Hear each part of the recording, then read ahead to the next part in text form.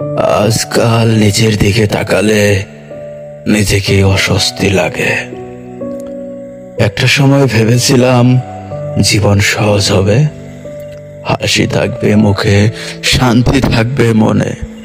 কিন্তু আমি সময়ের সঙ্গে সঙ্গে বদলে গেছি।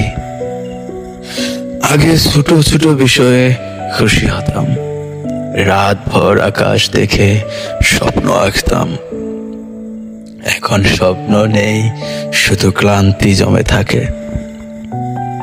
চোখে ভেসে ওঠে না পুরনো নির্ভার দিন, বরং ভরে থাকে এক রাশ দুশ্চিন্তা। মানুষের ভিড়ে থেকেও নিজেকে হারিয়ে ফেলি। আয়নার সামনে দাঁড়ালে মনে হয়, এই আমি কি সেই পুরনো আমি? কোনো বোঝা, কোনো কষ্ট আমাকে এভাবে পাল্টে দিল, বুঝতেই পারি।